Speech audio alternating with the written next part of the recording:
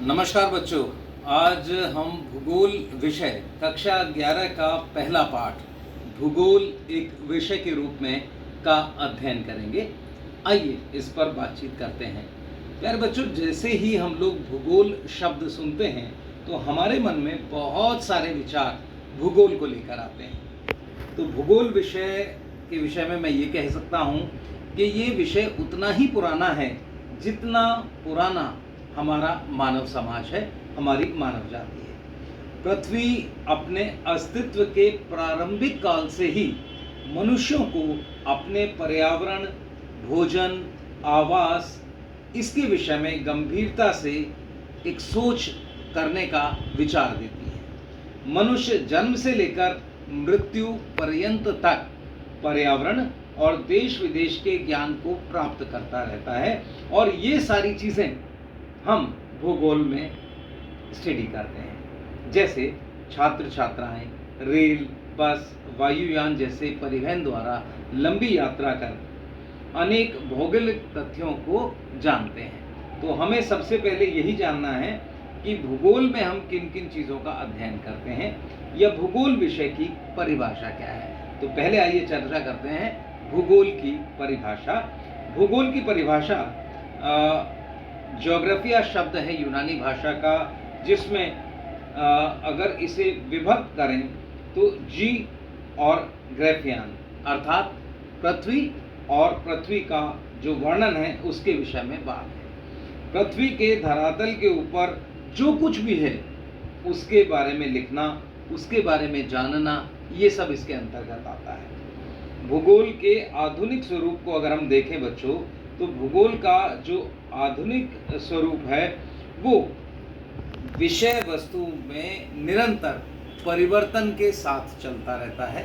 चीज़ें नई आती रहती हैं और उन पर विचार, उन पर स्टडी लगातार चल रही है। हिंदी में ज्योग्राफी शब्द के लिए जब शब्द ढूंढा गया तो भूगोल को स्वीकार किया गया, क्योंकि भूगोल शब्द खगोल विज्ञान यानी कि एस्ट्रोनॉमी में ईसा पूर्व में ही गोल पृथ्वी के अर्थ में प्रयुक्त होता था। भूगोल अर्थात भूमि गोल, तो भूमि गोल है। और जब इसका संपर्क अलग अलग देशों के हमारे भूवैज्ञानिकों के साथ, भूगोलवेताओं के साथ हुआ तो उन्होंने इसको एक एक्सेप्टेंस दी और तब से भूगोल शब्द हो गया भूगोल।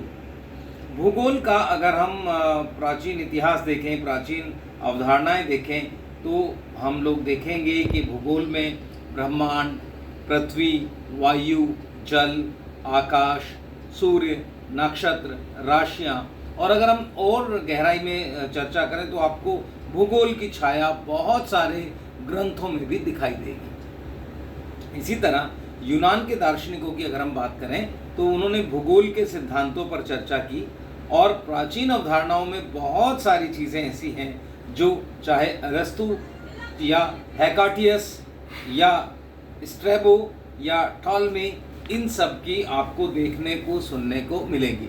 इसके बाद फिर मध्यकालीन भूगोल की बात करते हैं और उसके बाद आधुनिक जो आज के विषय में हम लोग बातचीत कर रहे हैं। तो भूगोल में बहुत सारी चीज़ें हैं और भूगोल की उन धारणाओं में अगर हम बांट कर देखें तो दो विचारधाराएं प्रमुख रूप से उस समय आई अस्तित्व में, एक संभावनावाद और एक नियतिवाद। संभावनावाद की विचारधारा में निम्न बातें थी, जैसे प्राकृतिक पर्यावरण मानव जीवन को नियंत्रित नहीं करता, संभावनावाद कहता था। दूसरा वो कहते थे पर्यावरण मनुष्य के सामने कुछ संभावनाएं प्रस्तुत करता है। इसी तरह प्राकृतिक पर्यावरण निष्क्रिय है और मनुष्य उसमें सक्रिय है। इसी क्रम में मनुष्य अपनी सांस्कृतिक आवश्यकताओं और तकनीकी ज्ञान के विकास के आधार पर पर्यावरण द्वारा प्रस्तुत संभावनाओं को अपनी सुविधाओं के लिए इस्तेमाल करता है। तो ये कुछ ऐसी अवधारणाएं थी जो संभावनावाद पर थी। इसी तरह नियतिवाद, हाँ एक बात और, संभावनावाद में जो मनुष्य है उसकी क्रियाओं से पर्यावरण का प्रभावित होना एक कारण बताया गया और इसमें वाइडल डी लाब्लाश, फैब्रे और कार्ल सावर ने अपने अपने ग्रंथों में अपनी अपनी किताबों में संभावनावाद का समर्थन किया। आप कह सकते हैं इसके मूल समर्थक ये लोग थे। नियतिवाद की अगर हम बात करें तो नियतिवाद में मनुष्य की सभी क्रियाएं उसके पर्यावरण द्वारा नियंत्रित होती हैं। जहां आपने देखा संभावनावाद में क्या था कि प्राकृतिक पर्यावरण मानव जीवन को नियंत्रित नहीं करता, लेकिन नियतिवाद कहता है कि मनुष्य की सभी क्रियाएं उसके पर्यावरण द्वारा नियंत्रित होती हैं। तो दो एक बेसिक अंतर। दूसरा, पर्यावरण ही मनुष्य के समाज को एक स्वरूप प्रदान करता है। उसका खान पान, उसका रहन सहन, उसकी वेशभूषा, मकान, बस्ती आदि सभी पर्यावरण के द्वारा निर्धारित होते हैं। जहाँ जिस प्रकार का पर्यावरण है उसी तरह का लोगों का रहन सहन, घर का बनाना, ये सब चीज़ें हैं और ये हम देखते भी हैं। इसी तरह आदिवासी संसार में सभी जगह अपने पर्यावरण के दास हैं। कुछ समय पहले तक कालाहारी के बुशमैन, कांगो के पिग्मी और अरब के बहु अपने पर्यावरण के द्वारा ही नियंत्रित होते थे। और इसके साथ मनुष्य के तकनीकी ज्ञान के विकास के कारण अब नियतिवाद की यह विचारधारा मान्य नहीं रह गई है। जितना टेक्नोलॉजी इंक्रीज होगी, डेवलप करेगी, उतनी ही चीज़ें अलग तरह से परिभाषित और परिलक्षित होंगी। और इसके प्रतिपादकों में या समर्थकों में रेटजेल हैं, ईसी सैंपल हैं और ई हैंटिंगटन हैं, जी टेलर हैं। तो ये सारे जो भूगोलवेता हैं ये नियतिवाद के समर्थक के रूप में थे।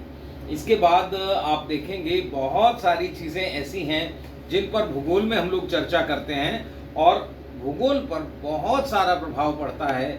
इसके साथ हमारे जो सामाजिक जीवन है, युद्ध से पहले का भूगोल, युद्ध के बाद का भूगोल, ये सारी चीज़ें इस पर असर डालती हैं। हम लोग व्यवहारवादी भूगोल, प्रासंगिक भूगोल, साम्यवादी भूगोल और आधुनिक भूगोल पर भी चर्चा आने वाले लेसन में करेंगे। तो बच्चों, आपको ये लेसन में इन दो बिंदुओं पर संभावनावाद और नियतिवाद पर विशेष तौर पर ध्यान देना है और इसके अंतर का प्रश्न भी आता है। धन्यवाद। नमस्कार।